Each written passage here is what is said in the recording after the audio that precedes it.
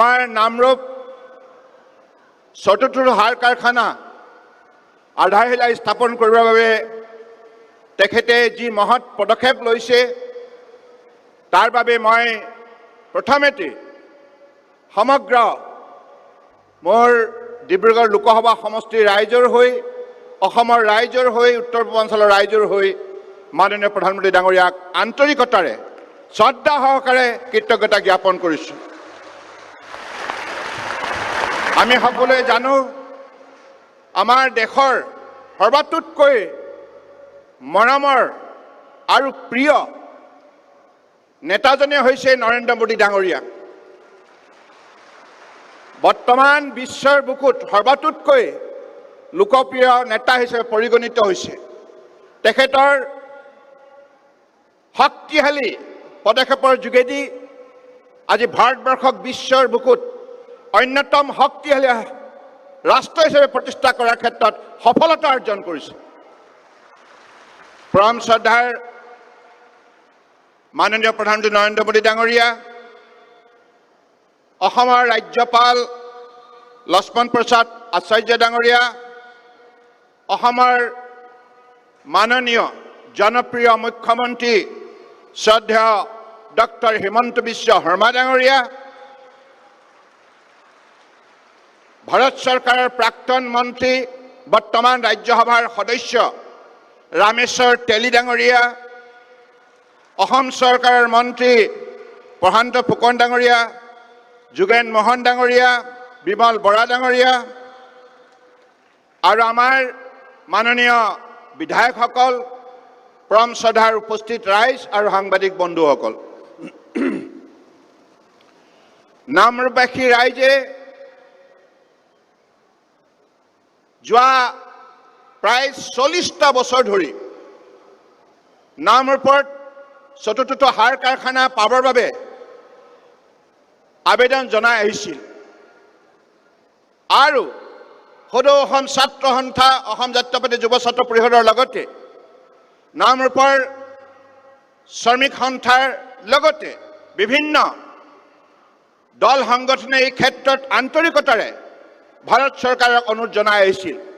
কিন্তু কংগ্ৰেছে দীৰ্ঘদিন ৰাজত্ব কৰাৰ পাছতো এই খেতিয়কৰ স্পৰ্শকাতৰ এই বিষয়টো কোনোদিনেই গুৰুত্ব নিদিলে। কংগ্ৰেছে সম্পূৰ্ণৰূপে আওকাণ কৰাৰ বাবে আমি বহুত পিছুৱাই থাকিব লগা হ'ল। কিন্তু বৰ্তমান প্ৰধানমন্ত্ৰী নৰেন্দ্ৰ মোদী ডাঙৰীয়াই আন্তৰিকতাৰে অসম তথা উত্তৰ পূৰ্বাঞ্চলৰ খেতিয়কৰ ৰজা কথা আন্তৰিকতাৰে উপলব্ধি কৰি আজি তেখেতে নিজেই 10,000 কোটি টকা ব্যয় কৰি চতুৰ্থ আজি নামৰূপ সাৰ কাৰখানা নিৰ্মাণৰ আধাৰশিলা কৰিবলৈ আহিছে। ইয়াতকৈ আৰু আমাৰ খেতিয়ক ৰাইজৰ বাবে কি ডাঙৰ কথা হ'ব পাৰে কওকচোন ৰাইজ, হয়নে নহয়? গতিকে মই অতদিনে যিসকল আমাৰ সংগঠনে এই ক্ষেত্ৰত আন্তৰিকতাৰে আবেদন জনাই আহিছিল, মই তেখেতসকলকো অভিনন্দন জনাইছোঁ। আৰু মই ভাবোঁ আমি সকলোৱে মিলি মাননীয় প্ৰধানমন্ত্ৰী ডাঙৰীয়াক আন্তৰিকতাৰে কৃতজ্ঞতা জ্ঞাপন কৰিব লাগে। সেইবাবে মই সকলোকে নিজৰ স্থানত থিয় হৈ হাততালি মাৰি নৰেন্দ্ৰ মোদী জিন্দাবাদ, নৰেন্দ্ৰ মোদী জিন্দাবাদ, নৰেন্দ্ৰ মোদী জিন্দাবাদ, নৰেন্দ্ৰ মোদী জিন্দাবাদ। আমি এইখিনি সকলো সময়তে মনত ৰাখিব লাগিব, কাৰণ নৰেন্দ্ৰ মোদী ডাঙৰীয়াও অত্যন্ত দুখীয়া পৰিয়ালৰ এটি সন্তান হিচাপে সদায় দুখীয়া মানুহৰ মনৰ বেদনা গভীৰভাৱে উপলব্ধি কৰিব পাৰে। আৰু সেই উপলব্ধিৰে যোৱা ভাৰতবৰ্ষক আমাৰ শ্ৰমিক আৰু খেতিয়কৰ সকলো শ্ৰেণীৰ ৰাইজৰ উন্নয়নৰ বাবে নিৰন্তৰ যিবিলাক তেখেতে প্ৰচেষ্টা হাতত ল'লে আজি ফলপ্ৰসূ হ'ল, যাৰ ফলত আজি ভাৰতবৰ্ষৰ প্ৰতিগৰাকী নাগৰিকে সন্মান সহকাৰে জীৱন যাত্ৰা আগুৱাই নিবলৈ সক্ষম হ'ল। গতিকে মই সেইবাবে আজি এই সভাত মই দীঘলীয়া বক্তব্য দিবলৈ অহা নাই। আমি সকলোৱে আগ্ৰহেৰে বাট চাই আছোঁ মাননীয় প্ৰধানমন্ত্ৰী নৰেন্দ্ৰ মোদী ডাঙৰীয়াৰ বক্তব্য শুনিবৰ বাবে। মই পুনৰবাৰ নামৰূপবাসীক ধন্যবাদ জনাইছোঁ আৰু আগন্তুক দিনত এই চতুৰ্থ যিটো প্লান নিৰ্মাণৰ ক্ষেত্ৰত যাতে আপোনালোকে সকলোৱে আন্তৰিকতাৰে যাতে সহযোগিতা আগবঢ়াব পাৰে তাৰ বাবে আবেদন জনাইছোঁ। আৰু ইয়াৰ উৎপাদনৰ ফলত কেৱল উত্তৰ পূৰ্বাঞ্চলৰ বজাৰে যে সাৰ কাৰখানাই দখল কৰিব এনে নহয়, এই ইউৰিয়াই আমাৰ চুবুৰীয়া ৰাষ্ট্ৰত বিদেশতো বজাৰ সৃষ্টি কৰিব, যাৰ ফলত লাখ লাখ প্ৰত্যক্ষ আৰু পৰোক্ষভাৱে আমাৰ নিবনুৱা সংস্থাপন পাব। আৰু সেইবাবে সেই লক্ষ্যৰে এই সাৰ কাৰখানা নিৰ্মাণৰ বাবে পদক্ষেপ গ্ৰহণ কৰা হৈছে। আৰু লগতে এই মুহূৰ্তত মই এই কথাটো কম, মই স্থানীয় সাংসদ হিচাপে গৌৰৱান্বিত, কাৰণ মোৰ এতিয়াও মনত আছে 2006 চনত যেতিয়া UPA গভৰ্ণমেণ্ট আছিল, ডক্টৰ মনমোহন সিং ডাঙৰীয়া অসমৰ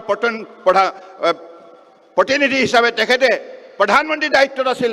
আৰু সেই সময়তো তেখেতসকলে প্ৰতিশ্ৰুতি দিছিল যে এই সাৰ কাৰখানা তেখেতসকলে নিৰ্মাণ কৰিব, কিন্তু কংগ্ৰেছে সম্পূৰ্ণৰূপে আওকাণ কৰিলে। গতিকে এই কংগ্ৰেছক আপোনালোকে কেতিয়াও পাহৰি নাযাব। এই কংগ্ৰেছে যেনেধৰণে প্ৰতাৰণা কৰিলে অসমৰ খেতিয়কক, উত্তৰ পূৰ্বাঞ্চলৰ খেতিয়কক, ইয়াৰ বাবে আপোনালোকে তেখেতসকলক এশেকনি দিবই লাগিব। দিবনে নাই? দিবনে নাই?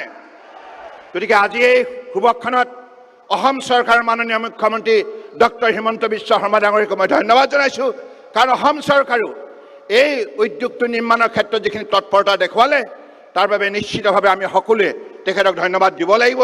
এইখিনি কথাকে কৈ মই সমবেত সৰ্বহু ৰাইজলৈ কৌটি কৌটি প্ৰণিপাত যাচি পুনৰবাৰ মাননীয় প্ৰধানমন্ত্ৰী